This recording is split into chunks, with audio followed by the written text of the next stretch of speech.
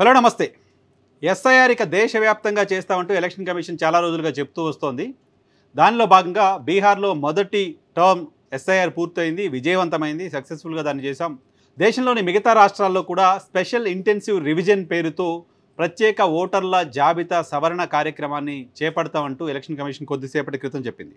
Election commission వ్యవహార శైలి పట్ల, ఎలక్షన్ కమిషన్ విశ్వసనీయత పట్ల, ఎలక్షన్ కమిషన్ చేస్తున్న పనుల పట్ల ఈ దేశంలో అనేక మందికి అనుమానాలు కలుగుతూ ఉన్నాయి. అనుమానాలు కలిగేలా ఎలక్షన్ కమిషన్ బిహేవ్ చేస్తూ వస్తుంది. అనుమానాలని నివృత్తి చేసే ప్రయత్నం చేయకపోగా అనుమానాలకి మరింత బలం చేకూర్చేలా ఎలక్షన్ కమిషన్ బిహేవ్ చేస్తూ వస్తుంది. బీహార్ ఎన్నికల సందర్భంగా చూసాం.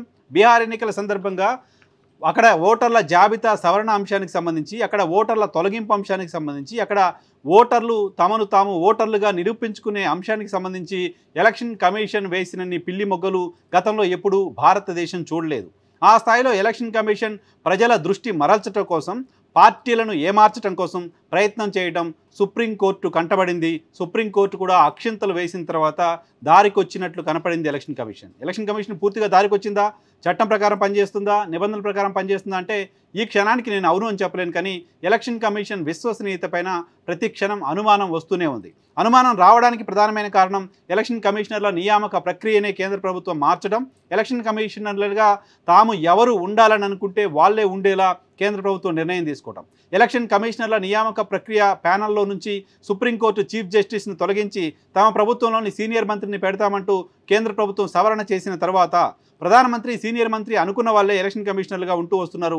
ఆ కారణంగా ఎన్నికల కమిషన్ దేశ ప్రజల అభిప్రాయాన్ని ప్రతిబింబించేలా కాకుండా దేశ ప్రజల అభిప్రాయాన్ని ట్యాంపర్ చేసేలా బిహేవ్ చేస్తుంది లాంటి ఇంప్రెషన్ కలుగుతోంది అనేది నా ఒక్కడి అభిప్రాయం కాదు, నేరుగా సుప్రీంకోర్టు వ్యక్తం చేసిన అభిప్రాయం కూడా. బీహార్లో ఎస్ఐఆర్ సందర్భంగా ఎలక్షన్ కమిషన్ చేసింది ఏంటి? బీహార్లో ఎస్ఐఆర్ సందర్భంగా ఎలక్షన్ కమిషన్ 16 రకాల ఐడెంటిఫికేషన్స్ ఇచ్చింది. ఆ 16 రకాల ఐడెంటిఫికేషన్లో ఏదో ఒకటి ఉన్నా వాళ్ళు అక్కడ బీహార్ పౌరుడిగా గుర్తించడానికి సంబంధించిన అవకాశం ఉంటుంది. కానీ ఆ 16 ఆధార్ కార్డు, రేషన్ కార్డు లేకుండా చేసింది. ఇది అనూహ్యం. పాస్పోర్ట్ కూడా ఉంది కానీ ఆధార్ కార్డు, రేషన్ కార్డు లేదు. పాస్పోర్ట్ కావాలంటే ఆధార్ కార్డు కావాలి. ఆధార్ కార్డు ఉంటే మాత్రం ఓటు హక్కు వచ్చే పరిస్థితి ఉండదు. పాస్పోర్ట్ ఉంటే ఓటు హక్కు వచ్చే పరిస్థితి ఉంటుంది. మొత్తం బీహార్ రాష్ట్ర జనాభాలో 4% మాత్రమే పాస్పోర్ట్ కలిగి ఉన్నారు. 98% మందికి పైగా ప్రజలు రేషన్ కార్డు, ఆధార్ కార్డు కలిగి ఉన్నారు. కానీ వీళ్ళకి సంబంధించిన ఐడెంటిటీ అవసరం లేదు, పాస్పోర్టు ఇంకేదో, డ్రైవింగ్ లైసెన్సు ఇంకేదో అంటూ ఎలక్షన్ కమిషన్ చెప్పింది. దీనిపైన తీవ్ర స్థాయిలో నిరసన వ్యక్తం అవడంతో, అభ్యంతరాలు రావడంతో, సుప్రీంకోర్టు అక్షింతలు వేయడంతో, దేశంలో ఎక్కడా లేనిది ఇక్కడ మీరు ఎందుకు ఇలా చేస్తున్నారని ప్రశ్నించడంతో తప్పనిసరి పరిస్థితుల్లో ఆధార్ కార్డుని, రేషన్ కార్డుని కూడా ఒక ఐడెంటిటీగా ఒప్పుకుంటున్నామంటూ ఎలక్షన్ కమిషన్ చెప్పింది. ఎలక్షన్ కమిషన్ ఇవి రెండు వద్దు అని ఎందుకు చెప్పింది అనే అనుమానం ఖచ్చితంగా ఎవరికైనా వస్తుంది. దానికి ఎలక్షన్ కమిషన్ దగ్గర సహేతుకమైన సమాధానం లేదు. దాంతోపాటు బీహార్లో 65 లక్షల మంది ఓటర్లను తొలగించేసింది. ఆ 65 లక్షల మంది ఓటర్లు ఎవరు అంటే చెప్పడానికి మేనమేషాలు లెక్కేసింది. చెప్పను అని మారం కూడా చేసింది. చెప్పమని అడిగిన వాళ్ళపైన క్రిమినల్ చర్యలు తీసుకోండి, చెప్పమని అడిగిన వాళ్ళపైన కేసులు పెట్టి వాళ్ళను విచారణ చేయండి అంటూ సుప్రీంకోర్టుకే చెప్పింది ఎలక్షన్ కమిషన్. ఎవరి ఓట్లయితే తొలగించిన జాబితా మాకు ఇవ్వండి అంటూ సుప్రీంకోర్టుకు వెళ్ళిన వాళ్ళపైన ఎలక్షన్ కమిషన్ వేసిన ప్రశ్నలు, వాళ్ళ పట్ల ఎలక్షన్ కమిషన్ మాట్లాడిన మాటలు అవి. సో అవి చూసిన తర్వాత ఎలక్షన్ కమిషన్కి ఏంటి నొప్పి, ఎలక్షన్ కమిషన్కి ఏంటి అభ్యంతరం, ఎవరి ఓట్లు తొలగించారో బయట పెడితే వచ్చే నష్టం ఏంటి అనే ప్రశ్న సాధారణంగా కామన్ సెన్స్ ఉన్న వాళ్ళకి ఎవరికైనా వస్తుంది. అదే ప్రశ్న సుప్రీంకోర్టు వేసింది. దానికి సమాధానం చెప్పలేక, ఆన్సర్ చెప్పలేక, రకరకాల పిల్లి మొగ్గలేసి ఇది మా హక్కు, మేము చెప్పాల్సిన అవసరం లేదు, మేము ఇలాగే చేస్తామంటూ మారం చేసి చివరికి చెప్పక తప్పని పరిస్థితుల్లో 65 లక్షల మందికి సంబంధించిన జాబితా పెడుతున్నామంటూ ఆ జాబితాను కూడా అరకొరగా జిల్లాలకు సంబంధించిన వెబ్సైట్లో మాత్రమే పెడుతూ స్టేట్ వెబ్సైట్లో లేకుండా చేసి రకరకాలుగా జాబితా ఇచ్చామన్నట్టుగా బిహేవ్ చేసింది ఎలక్షన్ కమిషన్. ఎలక్షన్ కమిషన్ అది మాత్రమే కాదు, మొత్తం రాష్ట్ర ప్రజలకు సంబంధించిన ఓట్ల జాబితాకు సంబంధించిన లిస్ట్ని వెబ్సైట్ నుంచి లేకుండా చేసింది.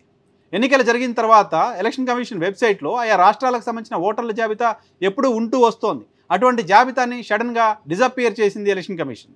ఎందుకు చేసింది అంటే ఎవరికి తెలియదు, కారణం తెలియదు. దానికి రీజన్ ఏంటో ఎలక్షన్ కమిషన్ చెప్పలేకపోతుంది. సో ఈ రకంగా బీహార్లో అనేక మంది ఓట్లను తొలగించింది. కొంతమంది చనిపోయారనే పేరుతో వాళ్ళ ఓట్లను తొలగించింది. చనిపోయిన వాళ్ళు వీళ్ళు కాదు, ఇగో బతికే ఉన్నారంటూ కొంతమంది కేసులు వేసిన వాళ్ళు సుప్రీంకోర్టు చీఫ్ జస్టిస్ దగ్గరికి తీసుకుపోయి సుప్రీంకోర్టులో ప్రొడ్యూస్ చేసి వీళ్ళు బ్రతికే ఉన్నారు, వీళ్ళు చనిపోయారనే కారణంతో బీహార్లో ఎలక్షన్ కమిషన్ వీళ్ళ ఓట్లను తొలగించింది అని సుప్రీంకోర్టు దృష్టికి తీసుకెళ్లాల్సి వచ్చింది. సో ఇన్ని పిల్లి మొక్కలు బీహార్ విషయంలో ఎస్ఐఆర్ సందర్భంగా ఎలక్షన్ కమిషన్ వేసింది కాబట్టి, ఇప్పుడు దేశవ్యాప్తంగా రెండో విడత ఎస్ఐఆర్ అని చెప్తుంది కాబట్టి ఎలక్షన్ కమిషన్ పైన అనుమానాలు ఉన్నాయి. ఎలక్షన్ కమిషన్ ఒక మాట చెప్పింది కొద్దిసేపటి క్రితం. ఏంటా మాట? దేశంలో దొంగ ఓట్ల ఏరివేత కోసం మేము ఎస్ఐఆర్ చేస్తున్నామని చెప్తుంది. మీరు దొంగ ఓట్ల ఏరివేత కోసం ఎస్ఐఆర్ తీసుకొస్తే ఏమాత్రం తప్పు లేదు, హర్షిస్తాం, చప్పట్లు కొడతాం. కానీ ఉన్న ఓట్లు తీసేస్తామంటే, ఉన్న ఓట్లు తొలగిస్తామంటే, ఉన్న ఓట్లు తొలగించడం కోసం మాత్రమే ఎస్ఐఆర్ అంటే మాత్రం దేశం తిరగబడుతుంది. మొన్న బీహార్లో జరిగిన దాని గురించి దేశంలో బుద్ధిజీవులంతా మాట్లాడారు. బీహార్ తిరగబడింది. బీహార్లో రాహుల్ గాంధీ చేసిన ర్యాలీకి ప్రజలు స్పందించిన తీరు చూసిన తర్వాత కాంగ్రెస్ పార్టీ గడిచిన 3 దశాబ్దాల్లో ఎప్పుడు చూడనంతమంది క్రౌడ్ని కాంగ్రెస్ పార్టీకి సంబంధించిన ఒక నాయకుడి సభల్లో బీహార్లో చూసాం. కారణం సర్ పైన అక్కడ ప్రజల్లో ఉన్న తీవ్రమైన వ్యతిరేకత, ఎలక్షన్ కమిషన్ పైన ఉన్న అనుమానాలు. ఇప్పుడు 12 రాష్ట్రాల్లో మీరు చేస్తున్న నేపథ్యంలో కేవలం దొంగ ఓట్ల ఏరివేతకి, చనిపోయిన వాళ్ళ ఓట్ల తొలగింపుకి, సమగ్ర ఓటర్ల జాబితా తయారీకి మీరు కృషి చేస్తే, ప్రయత్నం చేస్తే ఎవరికి అభ్యంతరాలు ఉండవు. కానీ కొంతమంది ఓట్లను తొలగించి, కొంతమంది మీరు భారత పౌరులను నిరూపించుకుంటేనే ఓట్లు ఇస్తామంటూ రకరకాలుగా వాళ్ళని ఇబ్బందులు పెట్టి, బ్రతికున్న వాళ్ళ ఓట్లను కూడా చనిపోయారనే కారణంతో తొలగించి, బీహార్లో చేసిన పెచ్చవేషాలు మిగతా రాష్ట్రాల్లో కూడా వేస్తామంటే ఖచ్చితంగా ఎలక్షన్ కమిషన్ పైన దేశంలో తిరుగుబాటు వస్తుంది. ఎలక్షన్ కమిషన్ ఆ పరిస్థితి తెచ్చుకోకుండా ప్రజల నుంచి, ప్రజా సంఘాల నుంచి, బుద్ధిజీవుల నుంచి, సుప్రీంకోర్టు నుంచి కూడా అక్షంతలు వేయించుకునే పరిస్థితి రాకుండా కేవలం దొంగ ఓట్ల ఏరివేతకే పరిమితమైతే ఇబ్బంది లేదు. ఉన్న ఓట్ల తీసివేతపై దృష్టి పెడితే మాత్రం ఎలక్షన్ కమిషన్ ఎగ్జిస్టెన్సీ బంగాళాఖాతంలో కలిసిపోయే ప్రమాదం ఉంది.